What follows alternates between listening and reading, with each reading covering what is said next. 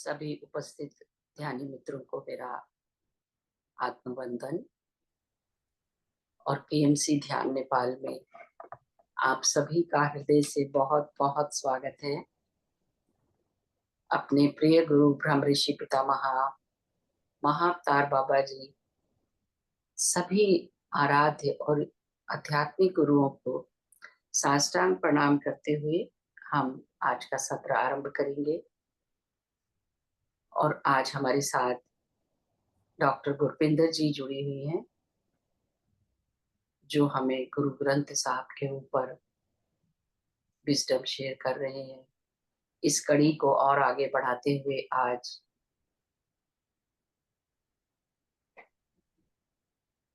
मैं डॉक्टर गुरपिंदर जी को आमंत्रित करूंगी।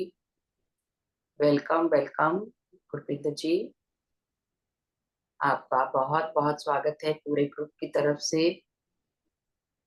एंड हम सब बहुत ब्लेस्ड हैं जो आप हमें इस प्रकार ज्ञान दे रही हैं। Thank you so much. Over to you.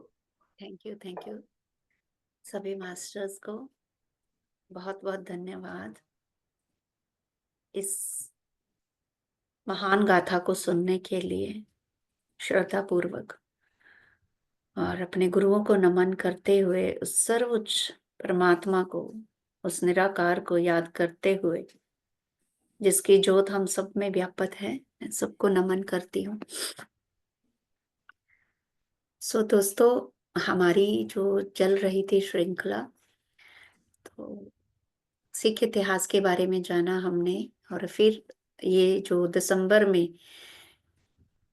पौष का महीना जब शुरू हो जाता है, जिसको पंजाबी में पोह बोला जाता है, तो इस समय में सिख इतिहास में सबसे बड़ा टर्न था कि कैसे जो एक बहुत अच्छे से गुरु गोविंद सिंह जी के समय तक बहुत अच्छे से एक जो सिख धर्म का जो फैलाव हुआ, जो एक मानवता का धर्म, मैं बोलूंगी मानवता के धर्म का एक प्रसार हुआ। सब्बे संजीवाल सदायन, जिसमें सब लोग इन्वॉल्व थे गुरु जी के साथ। खालसा पंथ की साजना भी हुई, उससे पहले गुरु ग्रंथ साहब जी का संकलन भी हुआ। बहुत अच्छे से चल रहा था सबका तालमेल के साथ। गुरु गोविंद सिंह जी जब मैं पीपीटी शेयर कर दूं।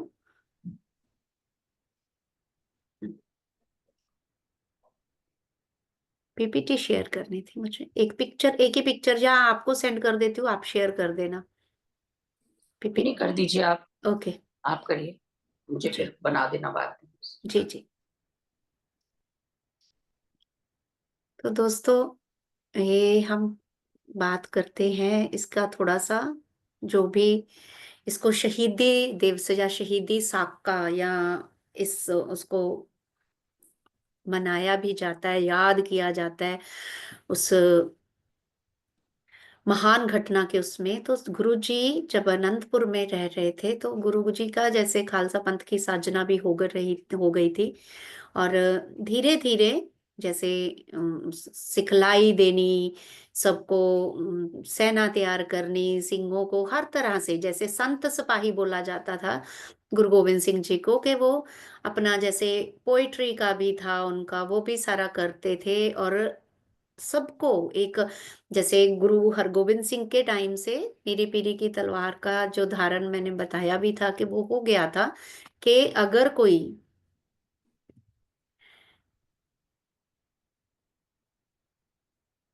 जोर जुल्म होता है तो हमें अपनी आवाज भी उठानी है, और खास करके अपने लिए नहीं, जब हम किसी की रक्षा कर रहे हैं। तो उस समय का मुगलों का जो इतिहास है, सब किसी को भी पता है कि कितना उस समय में ये था सारा, कि जबरदस्ती धर्म करवा रहे थे, धर्म परिवर्तन, बच्चों पे औरतों पे जुल्म हो रहा था। तो पर फिर भी गुरु तेग बहादुर जी की शहीदी हुई। उन्होंने बोला था कि कश्मीरी पंडित आए, गुरु तेग बहादुर जी की 9वें पातशाह की, गुरु गोविंद सिंह जी के पिताजी की तब शहीदी हुई शीशगंज गुरुद्वारे में, जब उन्होंने शीश दिया कि मैं अगर धर्म नहीं छोड़ूंगा तो बाकियों को भी छोड़ दिया जाएगा। तो इस तरह से एक 9 साल की एज में गुरु गोविंद सिंह जी ने अपने पिता की शहीदी दी। उसके बाद धीरे धीरे खालसा पंथ की साजना हुई, उनकी शादी हुई माता सुंदरी जी से, बच्चे हुए, 4 बेटे हुए, बड़े साहबजादे और छोटे साहबजादे, जिनको आगे जाके देखेंगे हम।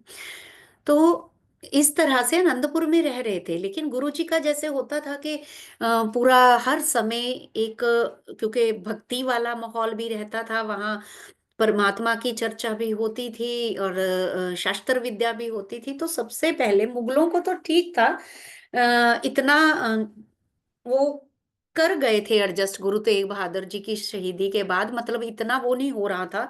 लेकिन जो पहाड़ी राजे हैं, जो उनको ये हो रहा था कि इनकी, क्योंकि आनंदपुर साहब के आगे जो पहाड़ों का, तो उनको ये हो रहा था कि ये कहीं अपनी बढ़ा रहे हैं, पावर बढ़ा रहे हैं, और ये एक राजा की तरह रहते हैं, जैसे वो सज सवर के रहते थे कि एक राजा की तरह रहते हैं। और ये शस्त्र प्रैक्टिस भी करते हैं, सेना भी बना ली इन्होंने, और अपना आगे की आगे, और ये लोगों को साथ में जोड़ते जा रहे हैं।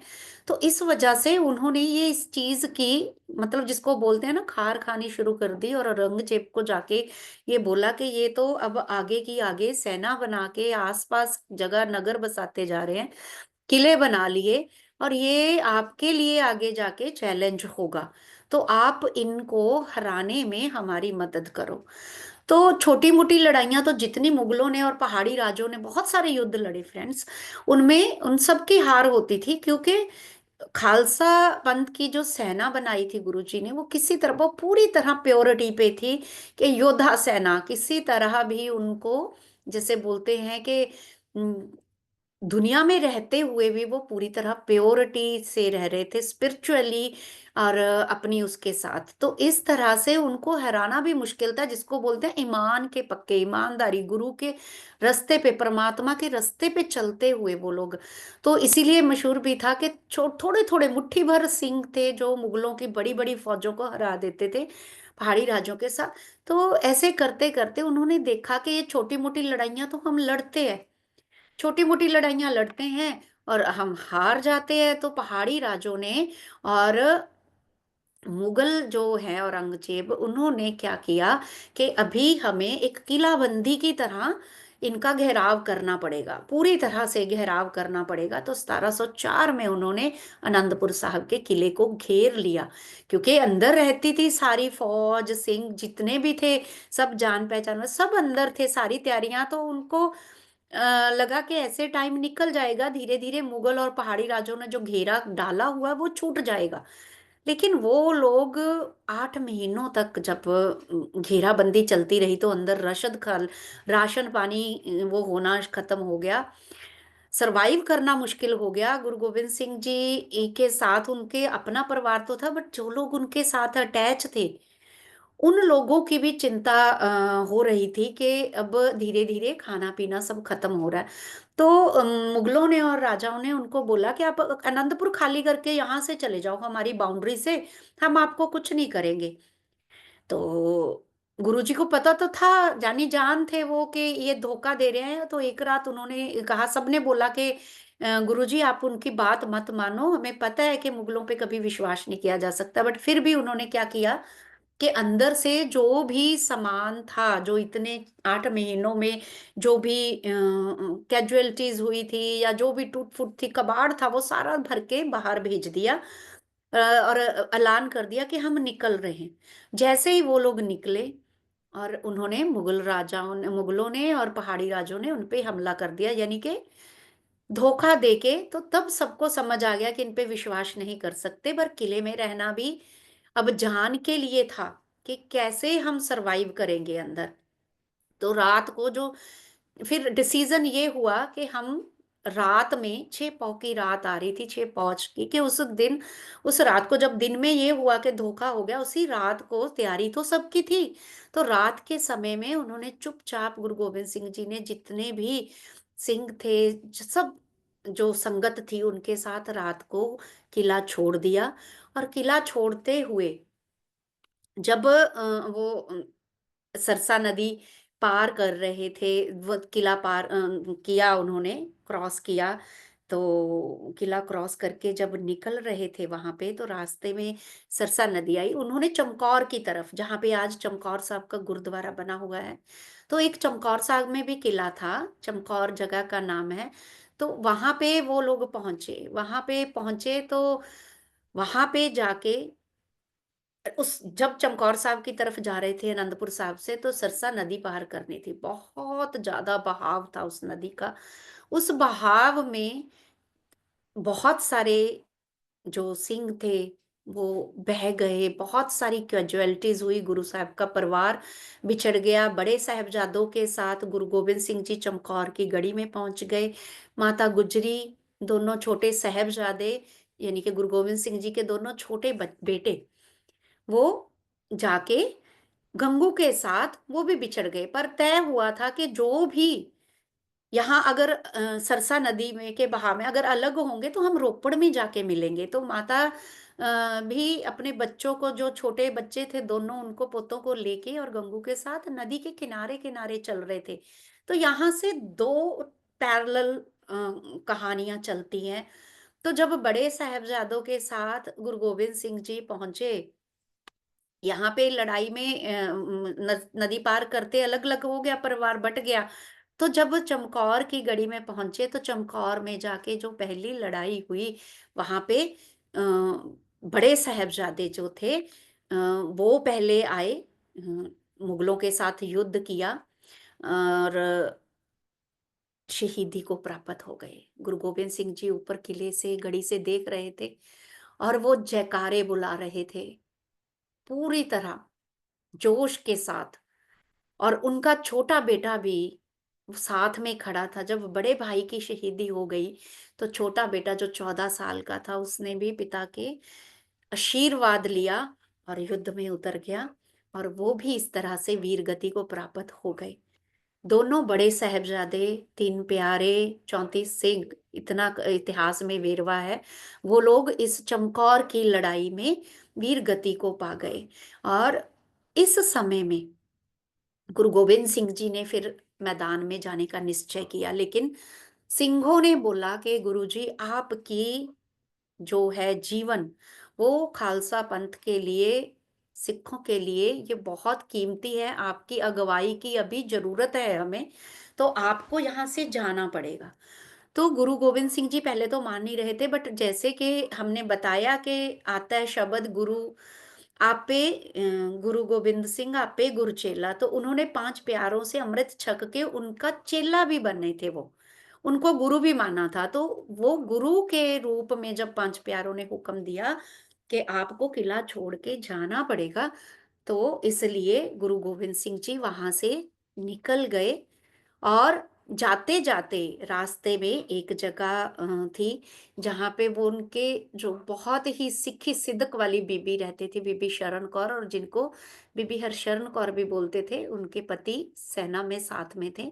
उनको बोला कि सब बेटे देखो शहीद हुए, सिंह 5 प्यारों ने हुक्म दे दिया कि आपको छोड़ के जाना पड़ेगा, सिंह शहीद। तो उन गुरु का, गुरु रूप संगत का हुक्म मान के गुरु गोबिंद सिंह जी वहां से चले गए, और बीबी शरण कौर को बोला कि आपने सबका अंतिम संस्कार करना है श्रद्धा से।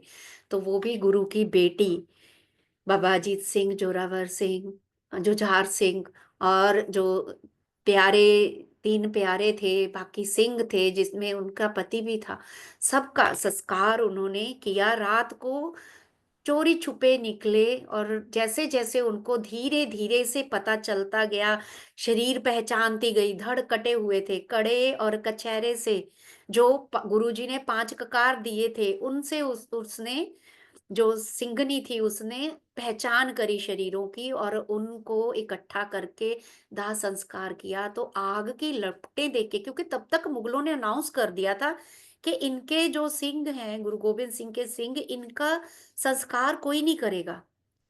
कोई भी, किसी का भी हिम्मत नहीं हो रही थी उनका संस्कार करने की। तो उसने हरशरण कौर, बीबी हरशरण कौर जिनको के गुरु की बेटी बोला जाता है, उन्होंने संस्कार किया।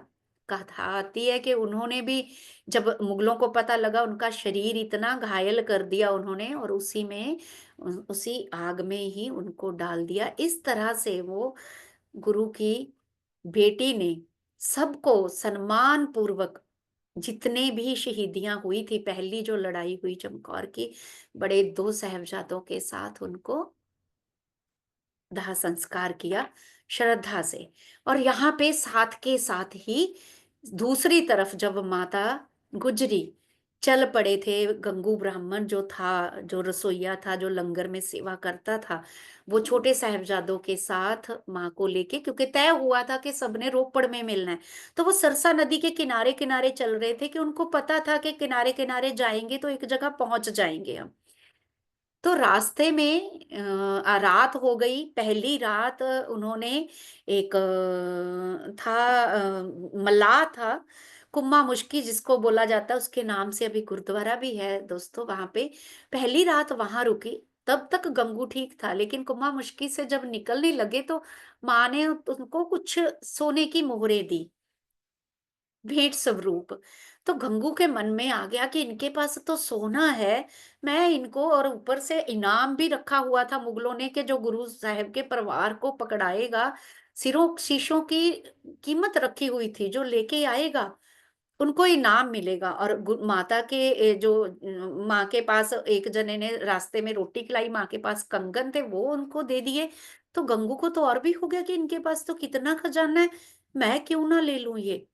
वहां से वो रोपड़ ले जाने की बजाय उनको अपने घर ले गया, जो कि तय हुआ था, उस रास्ते से भटका के उसने उनको रास्ते से अपने घर ले गया कि आज की रात आप जहां, मुझे 7 पोष की रात का ही आता है ये, जिस रात को मतलब जहां पैरेलल बड़े साहबजादों की शहीदी हुई, उसी के पैरेलल माता गुजरी जी जा रहे थे छोटे साहबजादों को लेके, दूसरी घटना दूसरी तरफ घट रही थी। तो इस तरह से गंगू ने पहले तो ढूंढने की कोशिश करी, अशर्फियाँ या जो भी था उनके पास, तो छुपा लिया। अगले दिन जब माँ उठे तो उन्होंने बोला कि कुछ खाने को लेके आना, तो मेरे पास, तो कहता मुझे तो पता नहीं वो सारा धन या जो भी आपके पास था, मुझे तो पता ही नहीं कहाँ गया। ऐसे करते ही उसने उनको, जैसे बोलते हैं कि बस धोखे में रखा कि मैं लेके जाऊंगा आपको, आपके गंतव्य तक पहुंचाऊंगा, उसकी बजाय उसने जाके वजीर खान के, जो मुगलों की सेना को जाके ये बता दिया कि मेरे पास हैं गुरु गोबिंद सिंह के लाल और उनकी माँ, जिनकी आयु 7 और 9 वर्ष की थी, छोटे साहबजादे। तो वहां जाके उसने उनको गिरफ्तार करवा दिया, लालच में आके। तो तभी उसको गंगू पापी भी बोला जाता है। तो जब वो गिरफ्तार करके ले गए, 9 पौ को ये होता है सारा कि उनको ठंडे बुर्ज में, जो कि राजा ने उस समय अपनी गर्मियां बताने के लिए बनाया हुआ था, लेकिन शीत रात थी उस दिन की, पौष की, जब माँ को और बच्चों को वहां पे रात को रखा ठंडे बुर्ज में, ना उनके पास कोई कपड़ा ना कुछ, वहां पे ठंडी में उनको रख दिया। ठुरकती रात में माँ ने अपने गले के साथ, दादी ने उनको लगा के बच्चों को जो है निघास दी। और फिर भी कहानियां वीरता की सुना रहे थे कि कैसे हमने अपना सिद्क निभाना है। तो ऐसे जब अगले दिन उनको कचहरी में पेश किया गया, तो उनको बड़े लालच दिए गए फ्रेंड्स, बहुत लालच दिए गए, बहुत लालच दिए गए। उन्होंने उनको बोला गया कि आपको हम ये राजपाट दे देंगे, हम ये कर देंगे, वो कर देंगे, आप हमें इस्लाम कबूल कर लो। उन्होंने बोला कि हम इस्लाम किसी तरह भी कबूल नहीं करेंगे। फिर काजी को भी बुलाया गया, क्योंकि इस्लाम में भी था कि बच्चों को हम जो नहीं मार सकते, कत्ल नहीं कर सकते। तो काजी ने बोला कि चलो ठीक है, आप गुरु गोबिंद सिंह के लाल हो, आप नहीं अपना धर्म त्यागते, तो अगर आपको छोड़ भी दिया जाता है तो आप क्या करोगे। तो वो कहते हम क्या करेंगे? हम गोविंद सिंह के बेटे हैं, हम खालसा पंथ की फ़ौज हैं। हम यहाँ से जाएँगे, अपने पिता को ढूँढेंगे, अपने भाइयों को ढूँढेंगे, फिर से सेना बनाएँगे और गद्दारों की गद जो जुल्म-जालम है, उसको सज़ा देंगे। वो कहते फिर वहाँ पे एक खड़ा हुआ था पहाड़ी राजा और कुछ उसका नाम मुझे याद नहीं आ रहा। उसने बोला कि महाराज ये तो साँप के बच्चे हैं, बड़े होके सांप ही बनेंगे, इनको मार देना ही। क्योंकि फिर काजी ने जब उन्होंने फिर उनको पूरी तरह बहुत मारा गया, बेहोश हो गए, उनको फिर माँ के पास भेज दिया, दादी माँ के पास। फिर से माँ को भी संदेशा पहुँचाया गया कि इस हालत में हैं, बच्चों की जान चाहिए तो इनको बोल दो, आप सब इस्लाम कबूल कर लो। लेकिन सुबह तक जब बच्चे होश में आए और मुगलों को लगा कि ये ऐसे तो वो हार मान ही नहीं रहे, हमारे सामने खड़े होते हैं, जयकारे गुराते हैं, वाहिगुरु जी का खालसा, वाहिगुरु जी की फतेह और इनका तो मतलब जो बोलते हैं कि स्वामान है, हम तोड़ ही नहीं पा रहे, तो जब दूसरे दिन कचहरी में लेके जाने लगे, तो उन्होंने क्या किया, गेट बड़े गेट बंद कर दिए, बिल्कुल छोटे गेट के जब ये गर्दन झुका के आएँगे अंदर। लेकिन उन्होंने क्या किया, अब पूरी तरह वो भी उस परमात्मा का हिस्सा ही थे, ये लीला करने आए, कौतक करने आए, हमें ये समझाने आए कि जहाँ ज़रूरत पड़ती है जुल्म के खिलाफ भी, तो करतार का रूप ही थे वो भी। उन्होंने क्या किया, दोनों भाइयों ने पहले पैर अंदर किए, फिर अपने बॉडी को अंदर लेके गए, तो इससे भी उनको हो गया कि ये तो जुत्ती हमारे सिर पे आ गई। उसके बाद तो उन्होंने फरमान सुना दिया कि इनको नीहों में चनवाया जाएगा। सजा मिल गई और नींव जो है दीवार के अंदर चुनवाया जाएगा और जब दीवारें चुनवानी शुरू हुई, जब दीवार चुनी जा रही थी, फिर भी उनको पूछा जा रहा था कि आप इस्लाम कबूल कर लो, लेकिन उन्होंने बोला वो जयकारे गुजाते रहे कि ये शरीर कुछ नहीं, ये गुरु पिता की धरोहर है, परम पिता की धरोहर है, ये शरीर जाएगा लेकिन हम इस्लाम कबूल नहीं करेंगे। जुल्म के आगे जुल्म के आगे हम नहीं झुकेंगे। तो जब दीवार कहते हैं कि गले तक आई, दीवार फिर भी गिर गई। उसके बाद उन्होंने एक थे उनके दरबार में जिन्होंने ठंडे बुर्ज में भी क्योंकि उनको भूखा प्यासा रखा गया था। भूखा प्यासा रखा गया था। एक थे उसकी जेल में जो ध्यान रखने वाले, उसने जो कैदियों को खाना देते थे, उन्होंने चुपचाप उनको दूध का प्रसाद देते रहे, माता को और बच्चों को। और उसका भी जब भनक लगी उसको वजीर खान को तो उनको भी उसने कत्ल करवा दिया। और इस तरह से जब छोटे साहिबजादों को दीवार में वो बेहोश हो गए उसके बाद उनका सिर कलम कर दिया गया। इस तरह जब शहीदी हो गई और इस शहीदी की खबर जब माँ के पास पहुंची तो माँ ने भी ठंडे बुर्ज में अपना तब तक माँ भी अपना शरीर त्याग चुकी थी, दादी माँ भी। तो इस तरह ये फिर 9 10, 11 और 12 का ये 3 दिन का रहा, जब उनको कचहरी में पेश किया गया और फिर सज़ा सुनाई गई और फिर हुआ कि उनके साहबजादों की और माता गुजरी का संस्कार कोई भी नहीं करेगा, कोई भी नहीं करेगा। फिर वही चीज़ और सरकारी ज़मीन में तो होगा ही नहीं, फिर अनाउंसमेंट हुई, कोई भी नहीं करा रहा था, अगर इनका संस्कार करना है तो ज़मीन खरीदनी पड़ेगी। तो एक व्यापारी थे, टोडरमल, और उनको बोला गया कि जो ज़मीन भी जो खरीदेगा उसको सोने की मोहरें जैसे कि पिक्चर में दिखाया खड़ी करके जितनी दौलत सोने की मोहरें रख दोगे आप उतनी जगह मिल जाएगी, उतनी में आप संस्कार कर सकते हो। जिन औरों की भी शहीदियाँ हुई थी उस समय में।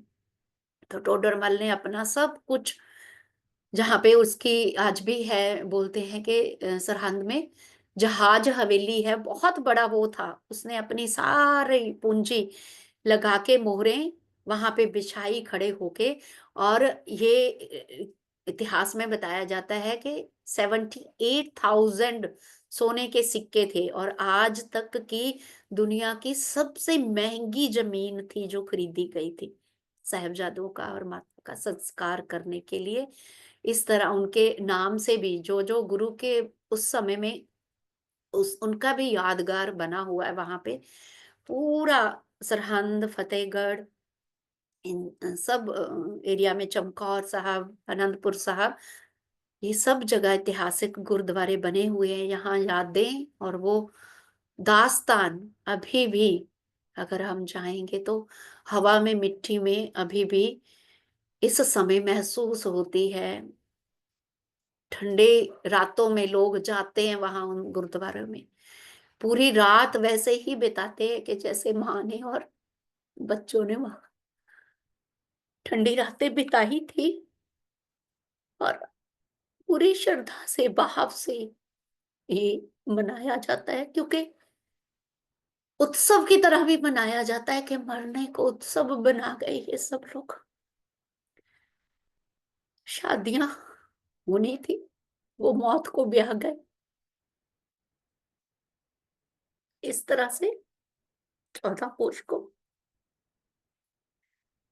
फिर उनका साहिबजादों का और उनका संस्कार हुआ। इसी की तरह जो ये इतिहास है जो इसीलिए है कि जुल्म के खिलाफ बलिदान अगर परमात्मा के रास्ते पे चलने के लिए और किसी की रक्षा के लिए, क्योंकि ये भी कहा जाता है ना कि जुल्म को सहना, अगर जुल्म करना पाप है तो सहना भी पाप है उतना ही। और इस तरह से गुरु गोविंद सिंह जी वहां से निकल के माछीवाड़े के जंगलों में चले गए थे। उसकी कहानी फिर आगे चलती है जब मुक्तसर की लड़ाइयां और मागी तक होता है। तो माछीवाड़े के जंगलों में उनको भी खबर तो मिल गई थी कि मेरे चारों बेटे शहीद हो गए। किसी ने जब पूछा तो उन्होंने बोला कि इन पुत्रन के शीस पे वार दिए सुत चार, चार मुए तो क्या हुआ जीवत कई हजार।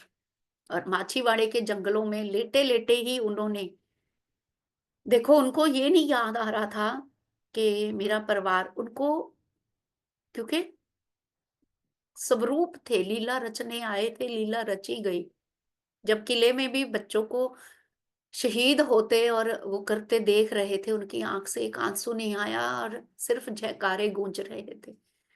और माछीवाड़े के जंगलों में भी लेटे हुए वो कह रहे हैं कि मित्र प्यारे नु हाल मुरीदा दा कहना। वो उस अपने सुप्रीम को याद कर रहे हैं कि तुम्हारा जो याद है, मेरा हाल तुम्हें पता है बट मेरा हाल तुम्हारे बिना कुछ भी नहीं। वो भी एक बहुत अच्छा शब्द है जो कि पूरी तरह बयान करता है कि कैसे तुद बिन रोग रजाइयां दा ओढ़न नाग निवासां दे रहना। कि उनको लग रहा था सूल सुराही खंजर प्याला बिंग कसाइयां दे सहना जारड़ दे सानू सत्तर चंगा पटखेड़ियां दा रहना। मतलब परमात्मा तुम्हारे बिना मेरा वजूद कुछ नहीं, मेरा जो है हाल वो सिर्फ तुम ही जानते हो। और तुम्हारे बिना चाहे मैं यहाँ पे तुम्हारी याद में, चाहे मैं यहाँ सरकड़ों पे कांटों पे लेटा हुआ हूँ, बट वही मेरे लिए मखमल का बिस्तर है।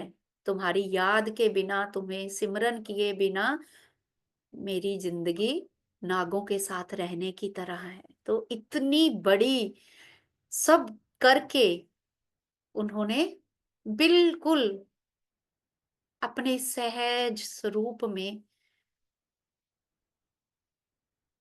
सारा परिवार, पहले पिता की, कहते हैं कि पहले पिता की शहीदी हुई, फिर बच्चों की शहीदी भी, माँ की, वो भी बार दिए। तो इस तरह से ये जो पौष का महीना है, 6 पौ से लेके 14 पौ तक इसको मनाया जाता है। शौक तो होता है, लेकिन जैसे है कि सिक्खी में या जो भक्ति में है कि मरने को भी उत्सव माना जाता है, तो जगह-जगह लंगर लगते हैं, जो लोग जाते हैं वहाँ रातें रहने के लिए, कोई 1 रात गुज़ारता है वहाँ जाके सरहंद में, वहाँ ठंडे बुर्ज में जाके रुकते हैं। वहाँ उन रातों को, उस दर्द को महसूस करते हैं और उस शहादत को महसूस करते हैं, उस लासानी कुर्बानी को महसूस करते हैं। तो वो जब जा रहे होते हैं, तो उनको खाने-पीने के लिए रास्ते में सब जगह लंगर लगते हैं कि जो संगत जा रही है वहाँ जोड़ मेले के लिए, वहाँ पे अनंतपुर साहब जाते हैं, सरहंद जाते हैं, फ़तेहगढ़ साहब, सब जगह संगत जगह-जगह से आती है और उनकी सेवा के लिए रास्ते में लंगर लगते हैं। पूरी तरह से श्रद्धा भाव से ये मनाया जाता है। तो विद दिस आई कंक्लूड, बहुत कुछ है, लेकिन क्योंकि उनकी आँखों से, मैं जैसे कल भी कह रही थी एक सेशन में, कि हमारी उनकी आँखों से नहीं आँसू निकले। करतापुर कहते, वो कौतक करने आए थे, कर गए, लेकिन हम अभी भी उसमें हैं, तो आँखों में आँसू भी आते हैं, भाव भी आते हैं, मन भटक भी जाता है। हम सही तरीके से बयान भी नहीं कर सकते। सिर्फ़ ये समंदर में से एक कतरा, कतरे की पहचान कराने के जितना ही मैं आप लोगों को बता पाई हूँ, क्योंकि हम नहीं बयान कर सकते। अथाह सागर है, पहले गुरु से लेके आद आखिरी गुरु तक। और फिर ये जब शहीदियाँ शुरू हुई, ये दास्ताँ बयान करनी मुश्किल है दोस्तों। Thank you very much. Avinash ji, आप जो भी और कुछ भी जानते हैं, सबका कंट्रीब्यूशन होना चाहिए।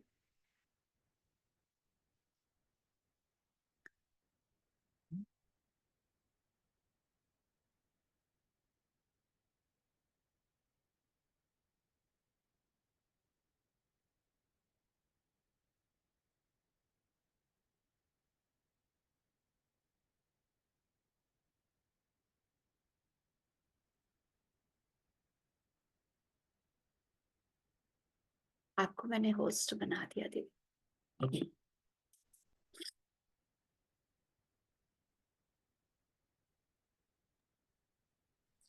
मैंने थैंक यू बना सो दिया। मच गुरपिंदर जी, बहुत बहुत धन्यवाद आपका। Thank you.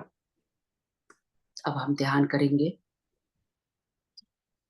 किसी तो किसी मैं भी जी ध्यान में बैठूंगी, रहूंगी जी यहाँ जी आपके सबके जी साथ। जी जी। तो सभी लोग ध्यान की स्थिति में आ जाएं। तीनों बंद लगाते हुए पूरी जागरूकता भीतर की ओर, ध्यान सांसों पर। हर भीतर आती हुई सांस और भी शांत और भी रिलैक्स करती जा रही है, और हर बाहर जाती हुई सांस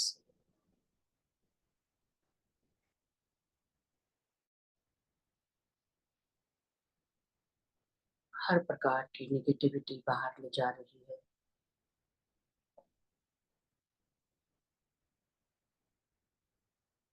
दृष्टा बन जाएं एक एक सांस की।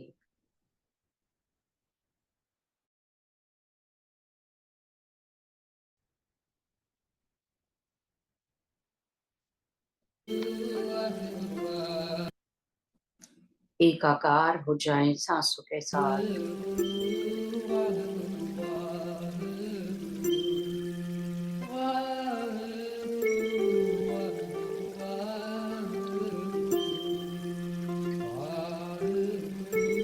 ना ही कोई सोच, ना ही कोई विचार,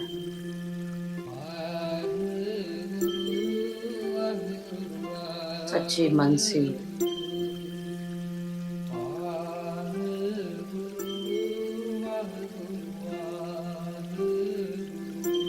उन सभी गुरुओं को, छोटे साहबजादे बाहर बड़े साहबजादे सभी को श्रद्धांजलि अर्पित करते हुए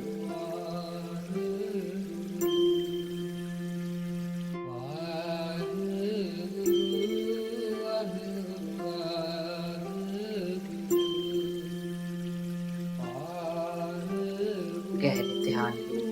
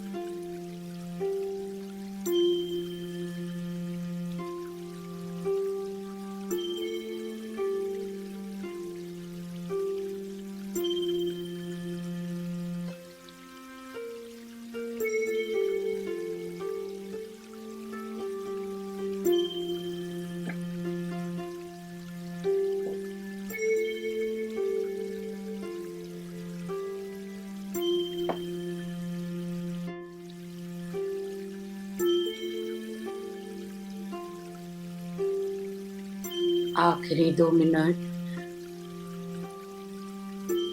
धीरे धीरे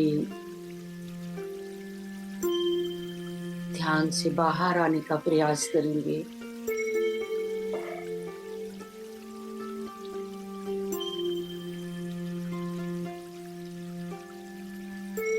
सभी दिव्य चेतनाओं को जो आज हमारे साथ इस ध्यान में जुड़ी, ब्रह्मांड की सभी ईश्वरीय शक्तियां,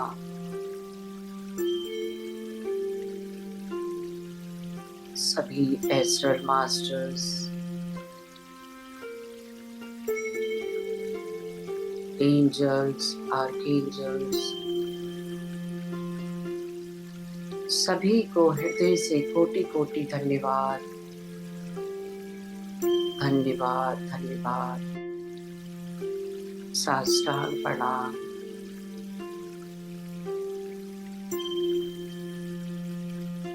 धरती माता,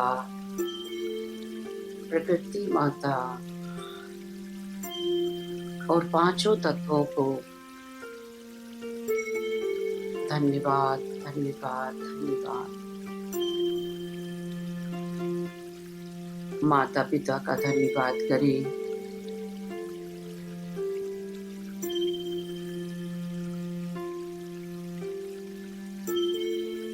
देवालय रूपी भौतिक शरीर का, शरीर के कण कण का धन्यवाद, धन्यवाद, धन्यवाद।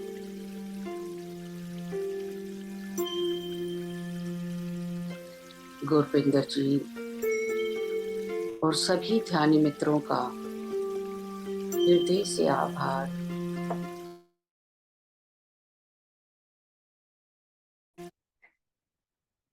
धीरे धीरे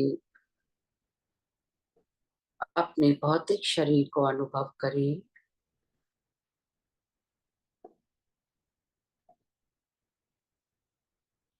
अपनी उंगलियों को अलग करते हुए दोनों हथेली अपनी आंखों पर रखेंगे। 5, 4, 3, 2, 1।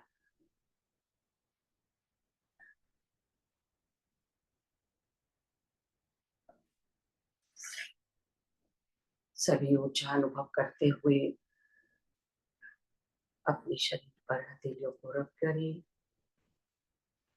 और सुंदर सी मुस्कुराहट के साथ ध्यान से बाहर आ जाएं। Thank you, thank you, thank you.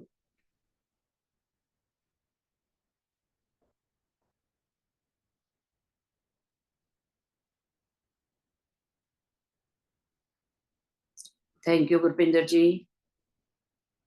Thank you. Thank you very much. Thank you all masters.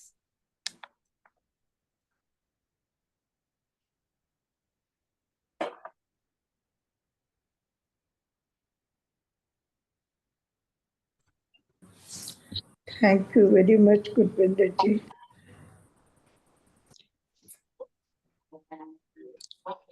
बहुत हिम्मत वाला काम था, लेकिन जितनी बार सुनो उतनी बार जो है मन भारी हो जाता है पूरी।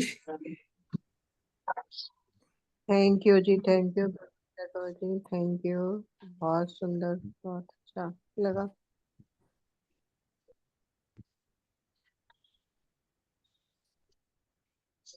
I think.